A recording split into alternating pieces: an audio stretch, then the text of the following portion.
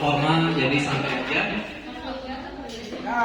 Buat yang mau makan gorengan, monggo. Buat yang mau cari tempat duduk yang sudah ada tempelannya, monggo. Mudah-mudahan duduknya itu beruntung gitu. Langsung saja kita mulai. Sebelumnya saya ucapkan terima kasih kepada Kampus C, khususnya Pak Heksawan dengan kegiatan Library Talk. Kenapa Library Talk ini penting? Khususnya buat saya, karena akhir-akhir ini saya pribadi itu sudah kurang minat bacanya gitu. Dikarenakan satu dan lain hal, khususnya dalam segi bila sudah mengenal cuan, maka kegiatan kayak membaca atau mungkin main itu sudah mulai terlupakan. Tapi dengan adanya kegiatan Library Talk ini, saya dipaksa kembali nih menyediakan beberapa jam untuk membaca itu. Nah, kebetulan di Jumat ini saya kebagian di bab 1, yaitu service failure is not an option. Artinya, nah di sini ada 3 kategori gambar nih. Kenapa sih bekerja di bagian pelayanan itu sangat susah gitu? Banyak orang yang mengatakan kerja di bagian pelayanan itu gampang banget gitu, cuma gini selesai gitu. Berbeda dengan kerja di bagian programmer, itu katanya lebih susah programmer ketimbang pelayanan. Tapi kalau dilihat dari sisi mata uang yang lain, padahal di bagian pelayanan itu pekerjaan yang sangat susah gitu. Bahkan tingkat kesusahannya hampir sama dengan orang yang bekerja di bagian IT gitu. Kenapa? Bayangkan teman-teman, ketika kita bekerja di bagian pelayanan, kita akan dihadapkan oleh 3 pilihan. Yang pertama adalah bagaimana melayani dengan penuh senyum. Lalu yang berikutnya adalah bagaimana kita melayani dengan ekspresi datar. Atau yang ketiga, bagaimana kita melayani dengan ketika kita sedang marah gitu. Nah, bad mood. Kenapa saya bilang bekerja di bagian pelayanan itu sangat susah? Nah, itu nanti akan berakibat ke depannya seperti itu. Nah, ini adalah salah satu contoh tersenyum. Tapi berkat pandemi kita harus berterima kasih nih pada COVID. Karena dengan adanya COVID, mau kita senyum, mau kita datar, mau kita marah, itu tidak kelihatan karena ditutupi oleh masker. Tapi sebelum adanya pandemi, itu akan terlihat. Nah, yang pertama ini adalah tersenyum. Kenapa penting sekali dalam hal pelayanan kita harus tersenyum? Itu nanti akan berakibat adalah nanti customer kita ketika kita melayani dengan ramah, customer kita ketika melayani dengan penuh senyum. Nah, customer akan merasa puas gitu. Nah, ketika customer puas, maka dia akan langsung saja menjatuhkan pilihannya. Seperti itu. Contoh misal kita di institusi pendidikan, khususnya di kampus C. Ketika kita melayani mahasiswa, baik itu dia yang sudah jadi mahasiswa maupun yang dia belum jadi mahasiswa, ketika kita melayani dengan senyum, maka yang dia belum jadi mahasiswa, ketika pelayanannya sudah maksimal, dia nggak jatuh hati. Itu. Nah, ketika dia sudah jatuh hati, pasti dia nggak akan pikir panjang buat cari-cari yang lain atau menjatuhkan pilihan buat yang lain. Nah, ketika yang sudah jadi mahasiswa nih, kita sudah memberikan pelayanan yang terbaik. Nah, tentunya mahasiswa akan senang, akan puas. Gitu. Nah, efeknya apa? Ketika mereka puas dan senang, tentu mereka akan infoin ke teman-temannya bahwasanya, gua ambil pendidikan di sini, pelayanannya puas maksimal gitu. Udah lu kesini aja gitu. Nah, yang berikutnya adalah dengan ekspresi datar. Nah, ini salah satu yang tidak dianjurkan gitu. Kenapa?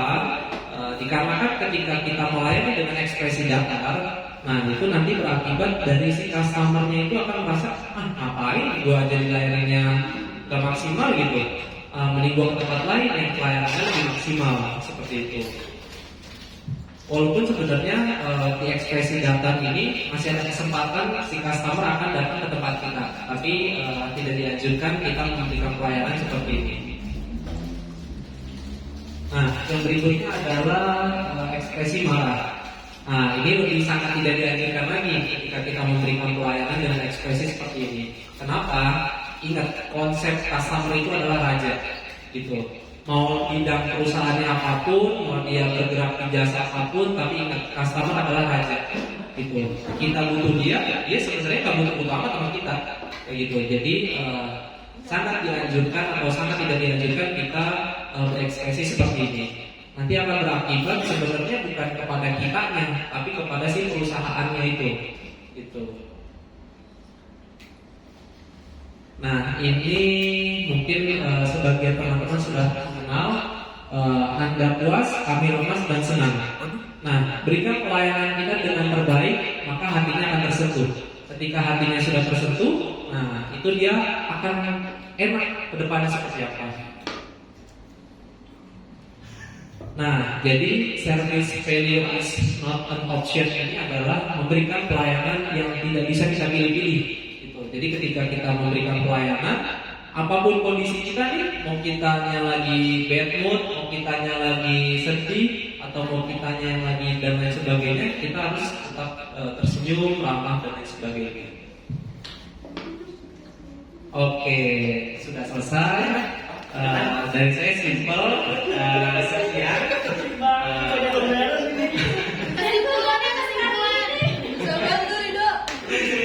Singkat, padat, jelas. Ya, jadi dalam yang bab pertama ini, yang service failure is not option, kita dituntut untuk memberikan pelayanan tanpa harus memilih.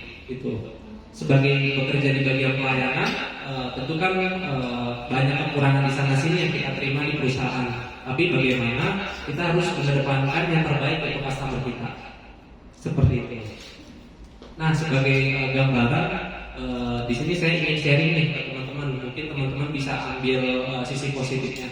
Pertama dari sisi institusi tempat kita bekerja nih, institusi kami. Pernah suatu kali kita sedang melakukan penawaran ke Kecamatan Cilandak. Ketika kita melakukan penawaran ke sana, rezekinya itu bertemu dengan mahasiswa kita yang sudah S2. Nah, itu mungkin karena dari si presenternya dulu memberikan pelayanan yang terbaik sehingga dia merasa puas. Nah, ketika kita ke sana langsung diarahkan sama beliau, dari Setiami ya, udah sini aja saya bantu gitu ya. Itu yang pertama. Lalu yang berikutnya adalah dari kaki saya yang satu lagi di perusahaan Grab. Di Grab itu kan ada dua, food sama orang. Ketika di food saya memberikan pelayanan yang terbaik. Nah, itu pernah suatu kali saya mengantar makanan ke daerah belakang kejaksaan. Kalau dilihat dari spot belakang kejaksaan itu perumahan elit bahasanya gitu kan.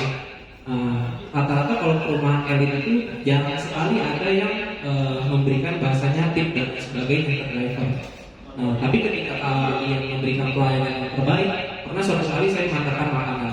Makanannya nggak mahal, cuma kurang lebih sekitar 150. Ongkosnya pun juga nggak mahal. Tapi ketika saya mengantar ke sana, apa yang saya berikan pertama adalah ucapkan selamat pagi, siang dan sebagainya. Seperti itu, customer. Lalu yang berikutnya, usahakan ketika kita sampai di resto, bila ada penambahan biaya, kita sampaikan dengan komunikasi yang baik dan benar. Tuh. Lalu yang ketiga adalah ketepatan sampai di tujuan. Nah, ketika saya sudah melaksanakan 1-3 poin itu, ketika sudah saya antarkan, apa yang saya dapatkan? Saya diberikan mie ayam. Bayangkan, udah kita dapat ongkos, dapat gratisannya mie ayam. Itu dari sisi customer ketika saya sedang antar makanan. Ada juga beberapa pengalaman atau sharing yang bisa mungkin teman-teman ambil. Pernah ketika hujan dapat orderan makanan, ngambilnya di Sate Tongseng ke Masjid Al-Muqtadir. Gitu. Bayangkan customer itu kasih saran, Pak bisa nggak makanannya di order buru-buru, saya lapar. Gitu. Nah, ketika kamu jadi bagian pelayanan, pasti kan akan, wah bu, nggak bisa hujan deras gitu. Saya cancel deh gitu ya. Tapi apa yang saya lakukan? Saya yakinkan si customer bahwasannya baik bu, ditunggu ya, saya usahakan makanannya ini akan datang tepat waktu tanpa basah. Nah, ketika sampai sana, yang tadinya dia beli tongseng 3, yang dia ambil cuma 2, yang satu buat saya, gitu. Karena apa? Nah, itu karena pelayanan yang saya berikan adalah yang terbaik. gitu. Jadi dari cerita singkat ini atau sharing-sharing ini, mudah-mudahan ada sisi positifnya yang bisa teman-teman ambil dan terapkan, baik di kehidupan kita dalam bekerja institusi pendidikan atau ketika nanti kita bertemu dengan orang-orang.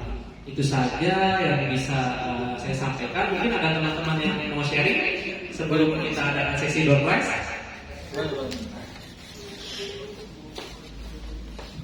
Pasti pelayanan.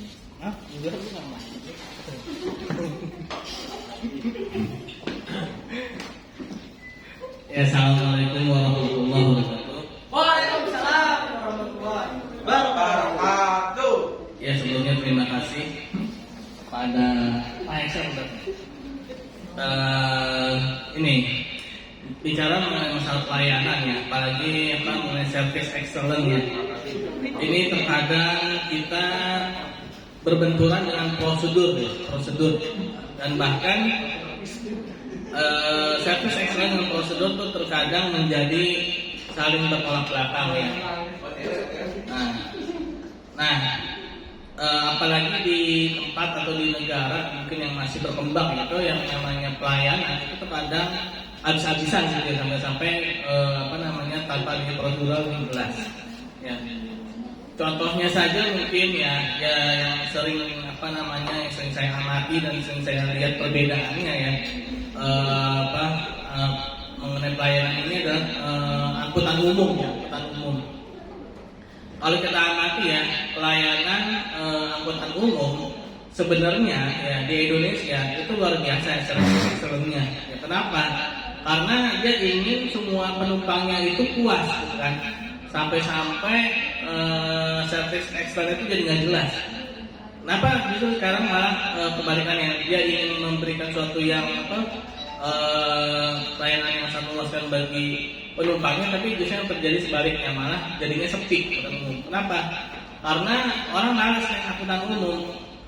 Kapan sampainya? Gitu. Pasti kalau naik angkutan umum, saya mah kalau naik angkutan umum nggak sampai-sampai, gitu kan?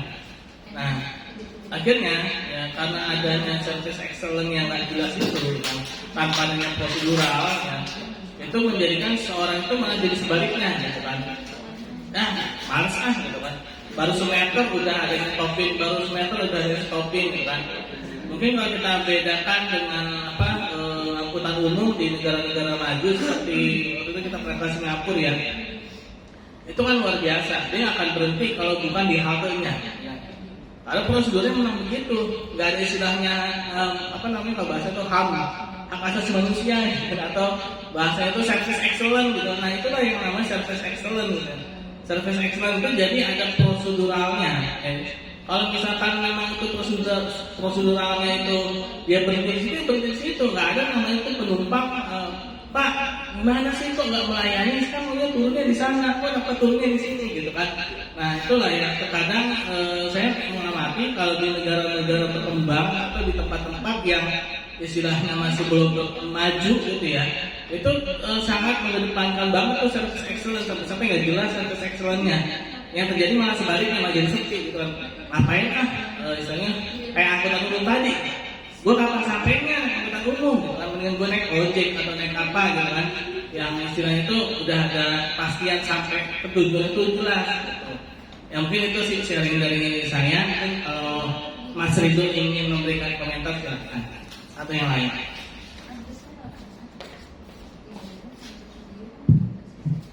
Mungkin dari teman-teman yang lain ada yang pengen sharing nih terkait dengan service excellence ya, karena kan ini juga berkaitan.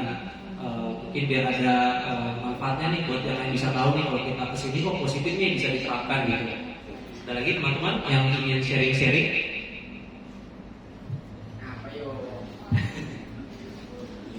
Orderan sepi nih. Aduh.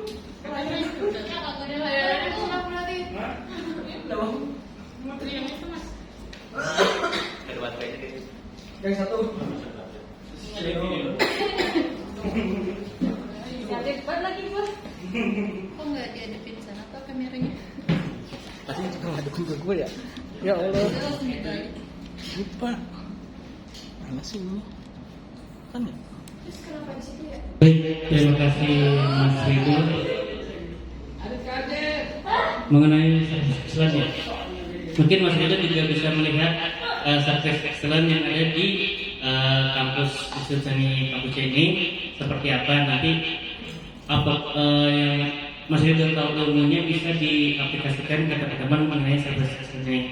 Nah, mengenai service excellence ini, apakah Mas Ridho bisa memberikan suatu hal yang bisa diaplikasikan oleh teman-teman di sini seperti karena kan kita bekerja di bidang jasa pelayanan, seperti apa dari tim umum, tim keuangan, akademik, marketing, bahkan sampai ke kampus itu seperti apa kita harus memberikan service excellence kepada mahasiswa kita khususnya, baik tamu pimpinan ataupun mahasiswa. Tapi lebih khususnya ke mahasiswa seperti apa? Contohnya seperti itu. Karena saya lihat di sini service excellence kita itu berbeda, keuangan beda, akademik beda, marketing beda, bagian yang pun beda, dan per kampus pun beda. Karena per kampus mengikuti bagian bawahnya bahasa seperti itu. Nah, mungkin Mas Ridho bisa memberikan statement atau aplikasi yang bisa di-sharing oleh teman-teman di sini supaya bisa memberikan, teman-teman bisa memberikan ke dalam bekerjanya. Terima kasih.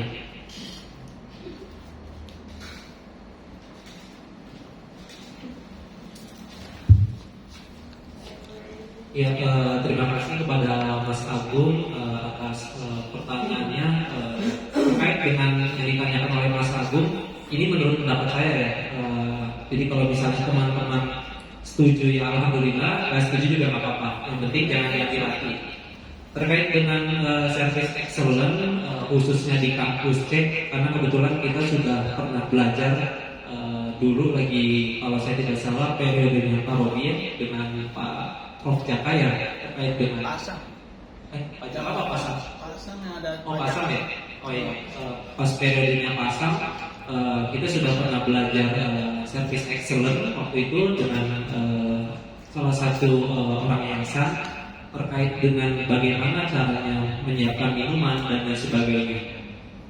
Lalu berikutnya kita juga sudah pernah studi banding ke Bekasi sebagai salah satu kiblat untuk dalam hal pelayanan. Saya rasa itu juga sudah cukup jelas ya. Pertama mungkin dari sisi kalau dilihat yang pertama adalah bagian depan nih. Bagian depannya bukannya front office dulu, tapi dari security. Ketika dalam penyambutan tamu, menurut saya ketika tamu datang ya seperti prosedural pada biasanya, karena ini masa pandemi kan pastikan dicek dulu nih suhunya. Mungkin kalau ada scan peduli lindungi bisa scan peduli lindungi terlebih dahulu. Kalaupun nggak ada juga nggak masalah. Yang penting adalah pertama disapa customer kita yang datang, baik itu dia mahasiswa ataupun dia calon mahasiswa ataupun dia masyarakat umum yang hanya sekedar ingin berkunjung ke kampus. Nah setelah disapa adalah dibukakan pintu gitu. Sama halnya ketika kita datang ke bank, pasti di ruangan ini teman-teman punya banyak bank gitu, mau dari bank A, B, C, D dan lain sebagainya. Nah dari semua bank pasti teman-teman akan jatuh cinta kepada BCA gitu. Kenapa jatuh cintanya ke BCA? Pelayanannya luar biasa ketimbang bank-bank lain gitu. Itu susah sekali untuk dipungkiri gitu kan. Nah alangkah baiknya mungkin ketika nanti dalam hal segi finansial sudah mulai membaik, bagaimana bagian front office-nya ini terutama security kita bisa belajar dari sama BCA terkait dengan pelayanan BCA. Kenapa BCA bisa sebagus itu ketimbang bank-bank lain seperti itu. Nah lalu yang berikutnya adalah bidang yang selanjutnya tentunya adalah di bagian front office-nya itu FO. Karena di sini kita FO-nya merangkap sebagai marketing. Jadi nanti ketika di FO itu pasti sama seperti dengan resepsionis di perusahaan lain gitu. Contohnya seperti apa? Misal menurut saya ketika dari security sudah diarahkan masuk ke dalam, nanti yang akan selanjutnya memberikan pelayanan adalah di bagian resepsionisnya. Tentu dia akan ditanya keperluannya apa, atas nama siapa dan lain sebagainya. Nah itu nanti akan ditulis di buku tamu. ketika si bagian resepsionis ini sudah tahu keperluannya apa, mau ketemu dengan siapa, sudah ada janji atau belum dan lain sebagainya, nanti bisa diarahkan gitu sampai sambil nanti disediakan ruang tunggu gitu. Nah, terkait dengan ruang tunggu pasti itu akan berkaitan dengan tim umum atau office boy-nya gitu. Nah, teman-teman pasti kan ketika sudah ke Bekasi tentu akan tahu ya Bekasi itu seperti apa kondisinya. Walaupun misalnya kita suguhannya nggak ada nih, nggak ada kayak misalnya snacknya nggak ada, ya minimal aqua, ruangannya bersih, harum, dingin, itu menurut saya sudah cukup kok gitu. Kan yang penting bagaimana ketika si customer menunggu itu merasa nyaman gitu. Anggaplah ruang tunggu itu adalah ruang tamu kita gitu, mencerminkan bagaimana sih keadaan rumah kita ketika ada tamu gitu kan. Lalu yang berikutnya terkait dengan bidang marketing. Nah, ini menurut saya, khususnya buat saya, ketika bagian marketing melayani customer itu harus diterima apa adanya gitu. Dalam artian jangan pilih-pilih. Contoh misal ada aplikan datang nih, dia aplikannya contoh misalnya presenternya ketika sudah komunikasi dan lain sebagainya, oke, deal, setuju. Nah, dia ke kampus ngambil alma mater dan lain sebagainya nih. Nah, tapi ketika dia ke kampus ngambil alma mater dan sebagainya, si presenter A ini infoin, nanti kamu kalau datang ke kampus bertemu dengan ini aja ya gitu. Karena kebetulan mungkin si presenternya sedang sibuk atau dan lain sebagainya gitu kan. Nah, ketika si aplikannya datang ke kampus dilayani oleh bagian marketing karena proseduralnya seperti itu. Nah, jangan sampai si marketingnya itu tanya kamu dilayani sama siapa gitu. Nah, ketika dilayani oleh presenter A, tapi yang terima kamu gitu. Nah, sementara kamu ngapain sih orang dia bukan sama gua, bahasanya kan gitu ya. Nah, jadi jangan sampai ada pikiran seperti itu gitu. Nah, jadi ketika aplikannya siapapun, sudah dilayani saja gitu. Mungkin itu bisa diterapkan untuk teman-teman marketing. Lalu yang selanjutnya terkait bagian keuangan atau bagian akademik dulu deh. Menurut saya bagian akademik adalah salah satu bagian yang cukup penting gitu kan. Dalam artian contoh misal bukan cuma saya, mungkin pimpinan juga sudah sering menyampaikan ya, bahwasanya ketika ada mahasiswa datang, waktu tunggu itu jangan sampai lebih dari 10 menit gitu kan. Jadi ketika ada mahasiswa ingin urus surat dan sebagainya, ya kalau bisa waktu tunggunya jangan sampai lama-lama kayak gitu. Dan kalaupun ada mahasiswa yang komunikasi via call center, nah itu juga kalau bisa balasnya jangan lama-lama gitu. Karena apa? Bayangkan ketika stigmanya nih di depannya udah dibagusin nih sama marketing gitu kan. Nah, ketika di proses berikut dan berikutnya itu ada keterkendala gitu. Nah, jadi berakibat nanti ke belakangnya lagi gitu. Jadi jangan sampai seperti itu gitu. Nah, menurut saya seperti itu. Lalu sama halnya dengan bagian keuangan, ketika ada mahasiswa yang butuh terkait dengan pelayanan bagian keuangan, masa tunggunya pun juga sama, jangan lama-lama gitu. Terus untuk komunikasi ke call center pun juga kurang lebih waktu tunggunya pun jangan lama-lama seperti itu. Nah, lalu gimana kalau ada yang ngechat kita 1 minggu gitu kan? Bahasanya itu di luar jam kerja. Nah, kalau saya pribadi itu balik lagi ke diri kita masing-masing aja, maunya seperti apa kayak gitu. Tapi kalau mau direspon pun it's okay. Kalaupun nggak direspon, yang penting kita kasih konfirmasi. Oke, pelayanan yang kamu tanyakan saya tampung, tapi akan saya respon di hari berikutnya ya sesuai hari kerja. Gitu, angka baiknya seperti itu. Kenapa? Karena ada beberapa perusahaan jasa itu yang sampai dia tengah malam pun bahkan masih suka respon customer gitu. Kayak contoh misal waktu itu saya lihat update status mahasiswa yang bekerja di perusahaan ekspor impor. Bayangkan dia sudah pulang jam 10 tapi diminta sama kantornya tetap harus ngurus perizinan ekspor impor. Padahal itu di luar jam kerja. Nah, lalu kita masuk lagi nih ke bagian umum gitu kan. Nah, kalau untuk bagian umum, menurut pendapat saya tentu kita sudah belajar kiblatnya ke Bekasi. Bagaimana cara memberikan pelayanan yang bersih, cepat gitu. Nah, sekarang alhamdulillah nih bagian umum banyak gitu. Kalau dulu kita yang di tempat yang lama itu masih saling ada-ada gitu bahasanya, enakan yang mana cepet gitu kan, daripada yang ini lama gitu. Atau mungkin yang ini cepet tapi ketika nyari tempat makan masih bingung gitu. Nah, alangkah baiknya sesama tim umum nanti bisa saling sharing nih. Kalau misalnya ada yang request, misalnya beli nasi padang nih, nasi padang yang murah, enak, cepet, di mana tempatnya? Nah gitu. Jadi ketika kita pengen beli nasi padang, gak tergantungan ke satu orang tim umum, tapi bisa ke yang lain, karena mereka sudah saling sharing nih, gitu kan.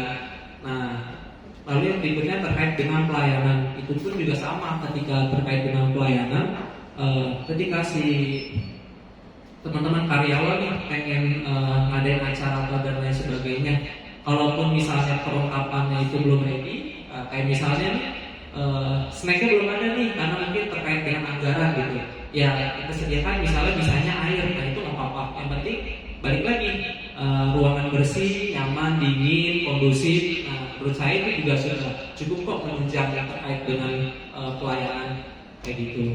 Dan jangan lupa terkait dengan tim umum, biasanya kan dicek nih barang-barang teman-teman semuanya gitu setelah selesai bekerja. Jangan sampai nanti barang kita ketinggalan tapi ketika dicek kok nggak ada gitu. Nah, jadi jangan sampai ada yang model-model hal-hal seperti itu. Nah, lalu menurut saya yang berikutnya lagi adalah bagian perpustakaan. Mungkin nggak kesorot nih karena posisinya di belakang. Nah, bagian perpustakaan pun sama halnya dengan bagian-bagian lain gitu. Ketika ada mahasiswa yang ingin ke perpus, ya waktu tunggunya itu jangan sampai lama-lama gitu. Kan gak enak ya ketika ada mahasiswa mau datang tapi pegawainya belum ada gitu. Jadi jangan sampai seperti itu modelnya. Nah, kalau untuk rules kiblat perpus baiknya seperti apa? Ya lagi-lagi Bekasi lah kiblatnya gitu kan. Mungkin teman-teman yang udah pernah ke Bekasi udah lihat nih, ruangannya itu nggak terlalu besar, tapi bagaimana mahasiswa dibuat nyaman gitu di dalam ruangan tersebut, baik itu dia baca buku umum ataupun dia baca buku terkait skripsi. Nah, sebenarnya bisa ruangan kita yang minimalis tersebut dirapikan sedemikian rupa. Yang penting kan balik lagi nyaman, bersih, dingin, cantik gitu kan. Nah, itu sudah cukup gitu loh. Mungkin itu aja mungkin ya dari saya, pendapat saya nih terkait dengan apa yang Mas Agung tanyakan. Mungkin ada lagi nih teman-teman yang ingin sharing-sharing. Door. Oke, cukup. Ada lagi nih yang mau sharing-sharing. Oke. Lanjut kita masuk ke sesi yang ditunggu-tunggu. Nah, ini kan teman-teman sudah duduk nih di bangku yang sudah disediakan. Mas Adam mungkin bisa pindah ke sini nanti ya, Mas Adam ya. Nah, untuk teman-teman yang sudah duduk, itu kan di depannya ada kertas tuh yang sudah saya tempel. Nah, coba monggo dibuka kertasnya. Itu ada kertasnya Mas Adam. Kertas itu bagi-bagi. Dibukanya sekarang. Ya. Kalau besoknya hati-hati, ada bacaannya. Alhamdulillah 5M. Yang tulisannya 5 siapa? Boleh angkat tangan? Itu kan handphone. Yang tulisan di kertasnya 5? Oke, 1, 2, 3. Satu lagi siapa yang tulisannya 5? 5. Nama lu. Oh, betah sini. Kopi 5. Oke, ini 5. 5. Lagi. Warna 5. 15. Aku 5. Oke.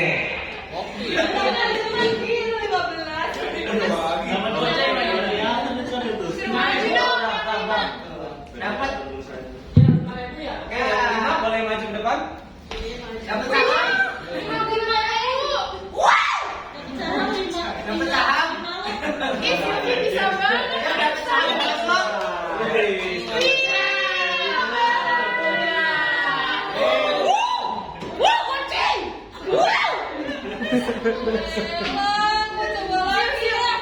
Yang dapat kopi berapa orang? Yang dapat kopi boleh maju. Kasih Rido. Ini berapa ya? Spesial ini. Satu ya. Banyak. Banyak dong. Ya, Ini coba lagi dapat apa? Coba lagi gimana ini? Dua-duanya Coba lagi sih dari kali lain. kasih tambah lagi gimana? Oke. Ya. Oke. Ini kopi, oke. Harusnya pakai tebak-tebakan tuh. Dia nangkep. Wah itu tuh.